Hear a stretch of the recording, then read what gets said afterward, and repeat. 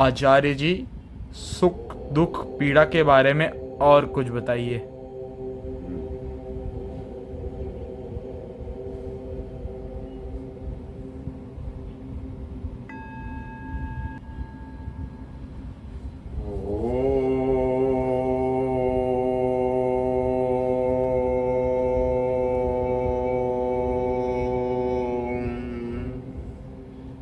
हरे कृष्णा हरे कृष्णा हरे कृष्णा।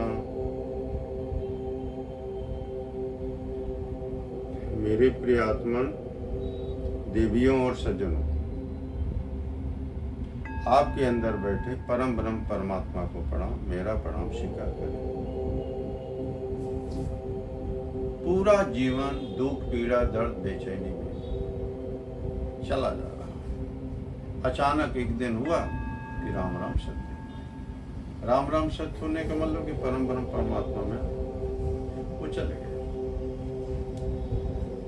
तो दुख पीड़ा दर्द बेचैनी के बहुत से कारण हैं, जिसके मूल में काम क्रोध लोभ मोह माया मत्सर ये सब विकार हैं। ये विकार जब अपने आप गिरने लगते हैं,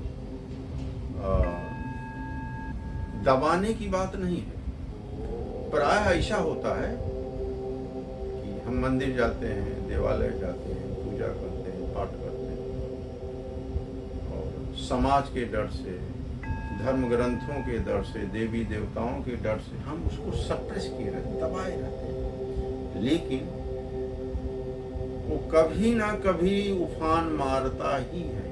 विज्ञान एक कहता, अपना धर्म विज्ञान ही है, पूरा धर्म विज्ञान पर ही है।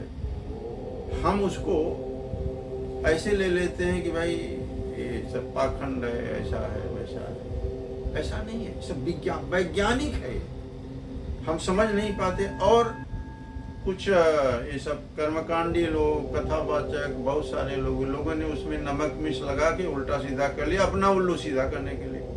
मैं कहना नहीं चाहता, जीवन बीत जाता है, मंदिर जा रहे हैं, गुरु जी के पास जा रहे हैं, मंत्र जाप कर रहे हैं, बहुत कुछ कर रहे हैं, चारों धाम जा रहे हैं, देवालय जितने हैं तीर्थाटन कर रहे हैं। लेकिन 80 साल 70 साल 75 साल की उम्र हो गई, वो अपने आप ठंडे दिमाग से एक जगह बैठ के पूछे कि तुम्हारे अंदर, हमारे अंदर जो विकार है, काम क्रोध लोभ मोह माया मत्सर, ये गया क्या?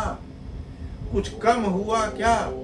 जब तक वह कम नहीं होगा, हम परमात्मा से, इस शक्ति से बहुत दूर रहेंगे। हमको दुख दर्द पीड़ा बेचैनी उसको ग्रसित किए रहेगी, हमको शांति मिलने वाला नहीं। तो उसका सूत्र क्या है कि कैसे कम हो, कैसे गिरे? उसके लिए जो भक्ति योग है, ध्यान योग है, और भक्ति योग, ध्यान योग और कर्म योग,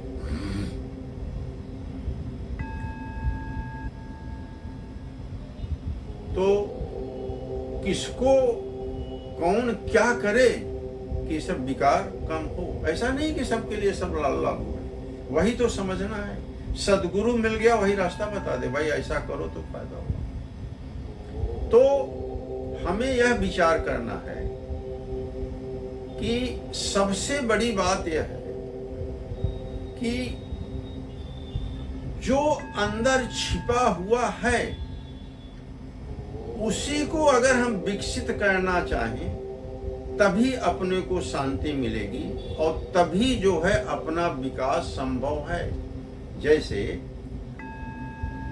फूल, गुलाब का फूल होने का जो जड़ है वो अंदर है। आप गुलाब न उगा के आप गेंदे का फूल उगाना चाहें तो गेंदे का फूल न उगेगा, गुलाब का फूल तो उगेगा ही नहीं, और गेंदे का भी नहीं फूल उगेगा। अंत में क्या होगा कि उस गुलाब के जो पेड़ की जो जड़ थी विकास करने की जो क्षमता थी तहस नहस हो गई, खत्म हो गई।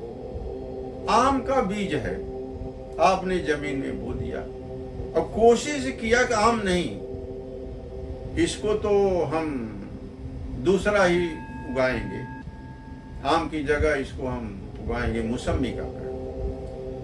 तो न आम उग पाएगा न मौसमी उग पाएगी। ठीक ऐसे ही जो अंदर छिपा हुआ है उसका ही विकास संभव है, और जो नहीं छिपा है वो विकास हो ही नहीं सकता। जैसे आप देखते होंगे ना, आप खुद ही देख लीजिए, आपको बनना था शिक्षक, अब आप बन गए क्लर्क, तो न शिक्षक भी सही रूप से हो पाएंगे न क्लर्क भी सही रूप से हो पाएंगे, क्योंकि आपके अंदर तो शिक्षक बनने की थी। आपको जो भी बनना है, आपको कवि बनना है, और आप बन गए मशीन चलाने वाला इंजीनियर, वहां ये भी समस्या उसी में लगे हुए हैं। तो जो बनना है वो नहीं बन पाए तो इतनी बड़ी पीड़ा अंदर से होगी कि आप न इधर के हुए न उधर के हुए। अब समस्या यहां ये आती है कि हमें क्या बनना है, हम क्या बनना चाहते हैं, क्या करें, कैसे करें। अब इसके लिए सद्गुरु की जरूरत है। सद्गुरु के साथ साथ में आपकी अपनी तपस्या, आपका अपना झुकाव, आपका अपना लगाव, आपको देख देख के आपके मन में उठता होगा कि अगर हम ऐसा हो जाते यार अच्छा था, ऐसा हो जाते। उस दिशा में प्रयास करने की जरूरत है। अब पाखंड जो शब्द है, पाखंड का मतलब ये हुआ कि जो आपके अंदर नहीं है वो आप बनने की कोशिश कर रहे हैं। जैसे आपके अंदर गुरु बनने की क्षमता नहीं है, अब अपने को आपने गुरु डिक्लेयर कर दिया, शिष्यों की जमात आने लगी। गुरु की क्षमता है नहीं, आपने गुरु का भेष बना लिया, कपड़े बना लिया, बड़े बड़े जो है चंदन लगाने लगे, बड़े बड़े जो है आपके जटा जूट रख लिए, और 200-400 श्लोक 200-400 मंत्र चौपाइयां दोहे याद कर लिए।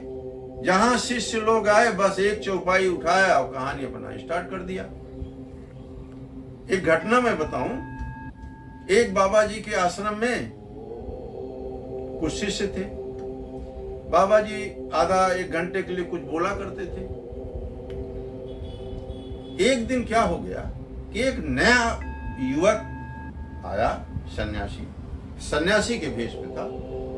वो आया, वहां रुका, और उस दिन का प्रवचन उस सन्यासी ने किया। बहुत बढ़िया प्रवचन किया।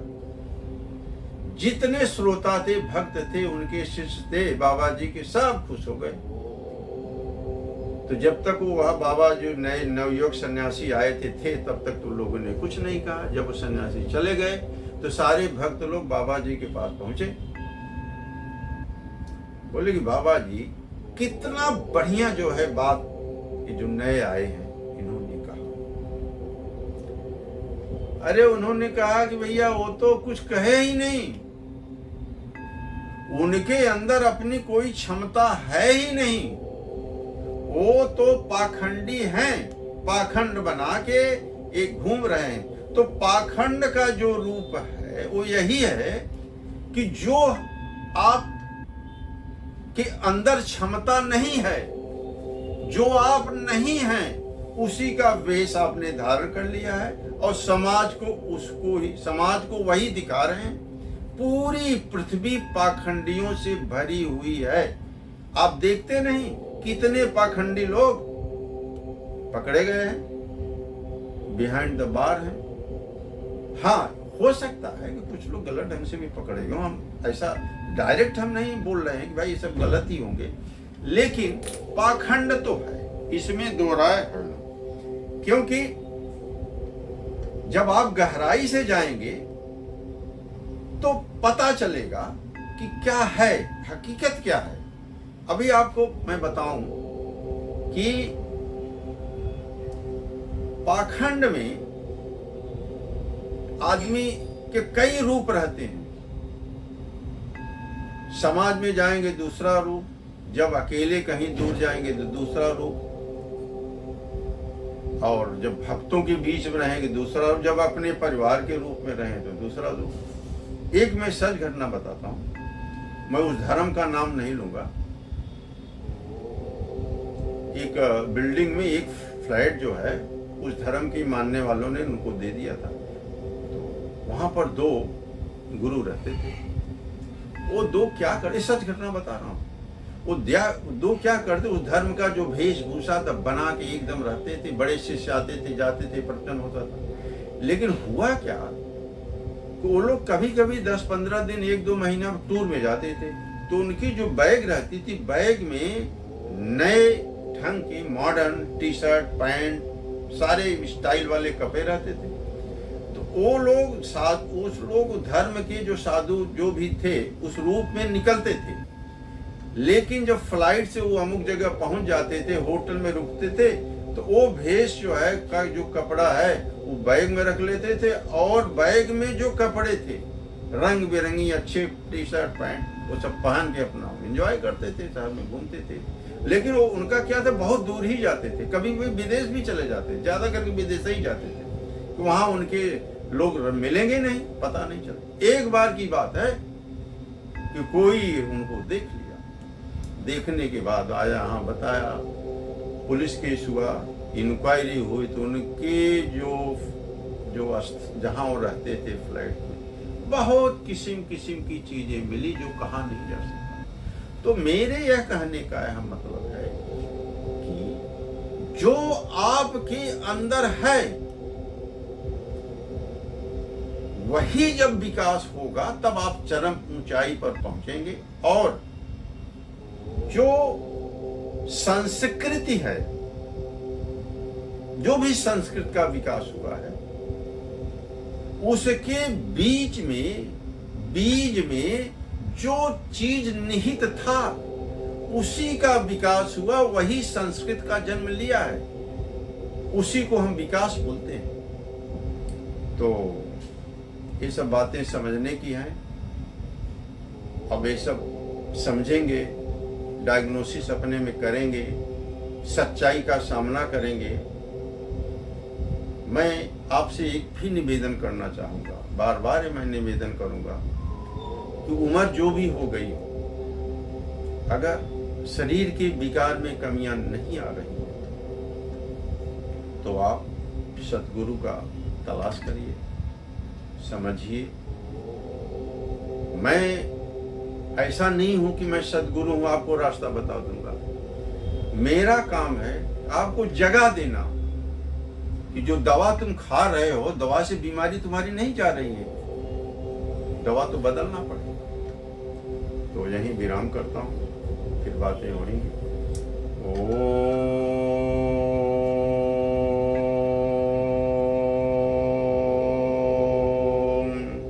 हरे कृष्णा हरे कृष्णा हरे कृष्णा